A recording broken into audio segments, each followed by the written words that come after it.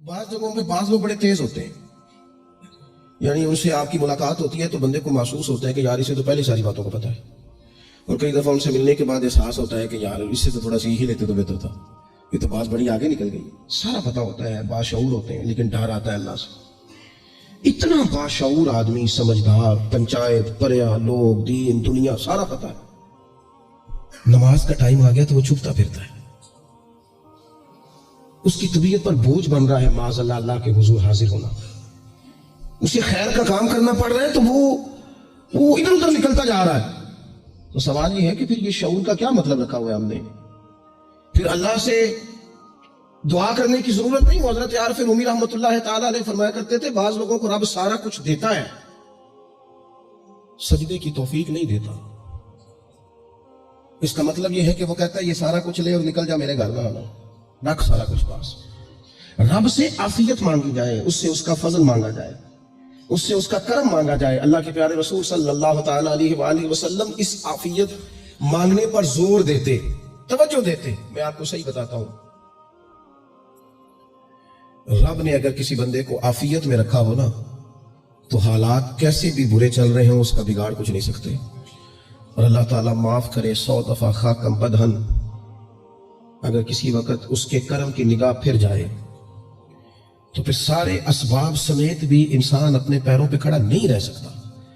اس سے جب تک طلب کرم نہیں ہوتا، طلب عافیت نہیں ہوتی، اس کی بارگاہ سے جب تک بندہ مومن پورا رجوع نہیں کرتا، یہ عافیت اتنی اعلیٰ چیز ہے کہ نبی پاک علیہ السلام نے فرمایا اذان اور اقامت کے درمیان جو وقت ہوتا ہے اس میں دعائیں رد نہیں ہوتی۔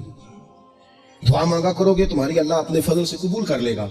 عرض کی یا رسول اللہ کیا مانگے؟ تو فرمایا عافیت مانگو رب سے۔ حضرت انس بن مالک حدیث کے راوی ہے رضی اللہ تعالیٰ، یہاں بھی فرمایا یہ عین قبولیت کا ٹائم ہے، اب اللہ سے عافیت مانگ لو، اس کی پناہ۔ ہم دعاؤں میں بھی محدود ہو جاتے ہیں، رب دا طالب کوئی نہ ملیا، جو ملیا طالب زردہ ہو۔ جب عافیت، ایک بزرگ تھے ہر وقت اللہ سے عافیت مانگتے تھے، ہر وقت اللہ سے عافیت مانگتے تھے، ہر وقت عافیت مانگتے تھے۔ لوگوں نے پوچھا، لوگ ان کو صالح جانتے تھے، نیک سمجھتے تھے کہ حضور آپ اور کوئی دعا مانگتے نہیں، عافیت ہی مانگتے ہیں۔ فرمانے لگے میں مانگا کرتا تھا شروع میں، بعد میں خیال آیا اور بھی دعائیں مانگا کرتا تھا، یہ احساس بعد میں نصیب ہوا۔ فرماتے میں مزدوری کرتا تھا، مال برداری کرتا تھا، ایک جگہ پہ ڈیوٹی کر رہا تھا تو تھک گیا، اور وہ جو کام لینے والے لوگ تھے ان کا رویہ بھی بڑا ترش تھا، تکلیف ہوئی۔ تو میں نے اپنے مالک کی بارگاہ میں عرض کی، مالک اگر 2 روٹی بغیر مجھے مشقت کے مل جائے دن میں تو تیری بارگاہ تو بڑی قریب ہے۔ کہتے ہو میں نے یہ دعا مانگ لی۔ ذرا میں تھوڑا آگے بڑھا تو 2 بندے آپس میں لڑ رہے تھے، میں ان کی صلح کرانے کے لیے، انہیں بچانے کے لیے آگے بڑھا تو میں جس کو چھڑا رہا تھا دوسرے نے میرے اوپر ضرب لگا دی، میرا بھی سر پھٹ گیا۔ تھوڑی دیر کے بعد وہاں پولیس آ گئی، وہ تینوں کو لڑنے والا سمجھ کے اٹھا کے لے گئے، مجھے جیل ہو گئی۔ 2 روٹیاں بغیر مشقت کے روز ملنی شروع ہو گئی۔ دعا مانگی تھی نا کہ یا اللہ 2 روٹیاں مل جائے نا بغیر مشقت کے، کہتے ہیں وہ 2 روٹیاں روز ملتی، کوئی کام نہیں کرنا پڑتا، پر جیل ہو گئی۔ فرماتے میں بڑا پریشان تھا، روز روٹیاں پابندی سے آتی اور بہترین آتی، کھانا ملتا۔ پھر کچھ عرصے کے بعد میں نے سوچا کہ یار یہ دعا تو قبول ہو گئی نا تیری، اب تو اگر اس پر کوئی الگ بات کرے گا تو وہ تو غلط کرے گا۔ کہتے پھر خود ہی میرے دل میں اللہ نے بات ڈالی اور میں نے عرض کی مالک 2 روٹیاں نہیں، مجھے تو عافیت چاہیے، مجھے تو عافیت دے، میرے اوپر تو کرم فرما، تو نظر رحمت کر، جے ایک قطرہ بخشے مینوں، جے ایک قطرہ بخشے مینوں تے کام بن جاندا ہی میرا، مہربانی کر عافیت عطا کر۔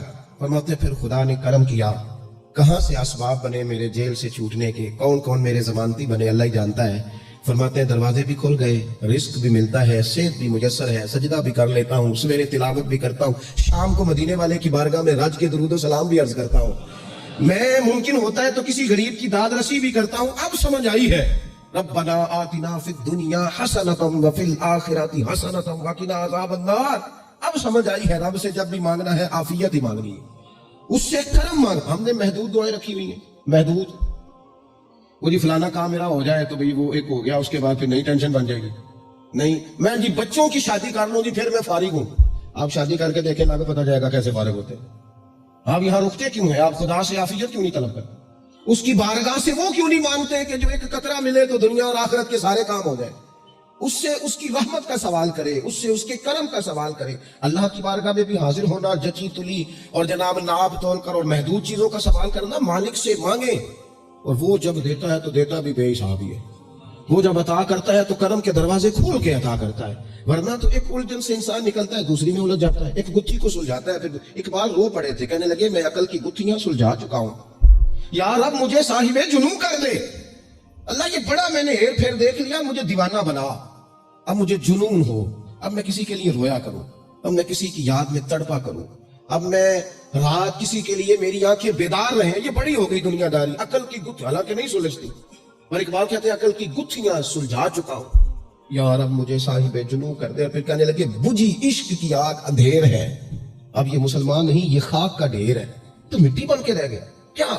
کہاں اپنی ساری توجہات کا قبلہ کس چیز کو؟ میرے عزیزو اللہ سے عافیت۔ نبی پاک علیہ الصلوۃ والسلام نے ایک شخص سے پوچھا کیا دعا مانگ رہے ہو؟ تو اس نے کہا یا رسول اللہ میں اللہ کی بارگاہ میں صبر کا سوال کر رہا ہوں۔ تو حضور فرمانے لگے صبر تو مصیبت پر ہوتا ہے۔ یا رسول اللہ پھر کیا مانگو؟ آپ ان جملوں اور لفظوں کی گہرائی کو سمجھیں، صبر کے لیے تو پہلے مصیبت آئے گی پھر صبر آئے گا۔ تو یا رسول اللہ کیا مانگوں؟ فرمایا تو رب سے عافیت مانگ۔ مانا کیا ہے؟ مصیبت آئے کیوں؟ اللہ تجھے اپنی حفاظت کے حصار میں لے لے، وہ وقت ہی کیوں آئے کہ جب تیری طبیعت الجھ جائے، جب تو پریشان ہو جائے، جب تو آزم، تو اللہ سے عافیت مانگنا۔ جب تو عافیت مانگے گا تو اگر کبھی مشکل آئے گی بھی نا تو خدا پھر اپنے فضل سے مشکل سے نکلنے میں رستہ بھی بڑی جلدی عطا فرمائے گا اور تیرے اوپر فضل فرمائے گا اگر عافیت۔ ہارون رشید نا اپنے محل کی چھت پہ ٹہل رہا تھا، سب سے اوپر والے چوارے پر، نیچے سے حضرت بہلول دانا گزر رہے تھے، اوپر اس کے ساتھ سپاہی بھی تھے، گن مین بھی تھے۔ اس نے کہا یہ بابا تو ذرا اوپر اٹھاؤ۔ انہوں نے ایک ڈولی، ایک ٹوکری سمجھ لیں، اس کو رسیاں باندھ کے نیچے پھینکا۔ نیچے جو سپاہی تھے ان کو کہا کہ یہ بابا جی کو پکڑ کے اس میں بٹھاؤ۔ انہوں نے جبرن تھاما بابا جی کو، اس میں ڈالا، اوپر والوں نے کھینچ لیا۔ 2-3 منٹ لگے، ہارون رشید کے سامنے حضرت بہلول دانا پہنچ گئے تو تھوڑے ناراض بھی ہوئے کہ یہ کوئی طریقہ تو نہیں نہ بلانے کا۔ ملاقات ہوئی تو کہا کیوں بلایا؟ کہنے لگا ایک مسئلہ پوچھنا تھا۔ فرمانے لگے بادشاہ ہے نا، تیرے مسئلے پوچھنے کا بھی اپنا ہی انداز ہے، پوچھ مسئلہ۔ کہنے لگا بابا پوچھنا تھا کہ آپ اللہ تک کیسے پہنچے؟ حضرت بہلول دانا چپ کر گئے۔ 2-4 منٹ کے بعد کہنے لگے جس طرح ابھی زمین سے تیرے تک نہیں پہنچا، بالکل اسی طرح پہنچ گیا رب کریم کی بارگاہ تک، اور وہ بھی جو اس نے کرم فرمایا ہے، ورنہ میں تو نہیں سمجھتا کہ میں پہنچ گیا، وہ بھی اگر تیری خوش گمانی ہے۔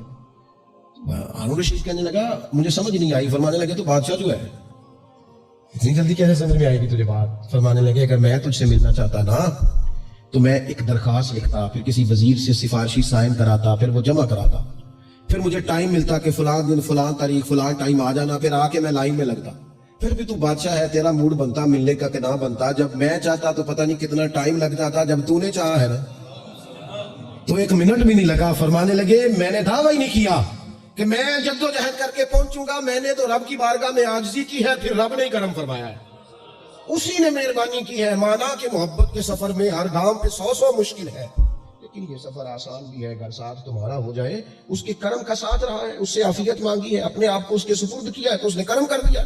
جب تک یہ مزاج نہیں ہم بناتے کہ مالک سے عافیت کا سوال کریں، اپنے آپ کو اپنے رب کے حوالے کر دیں، اس کی رحمتوں کے سپرد کر دیں، اتنی دیر تک زندگی میں ٹھہراؤ نہیں آتا، قرار نہیں آتا۔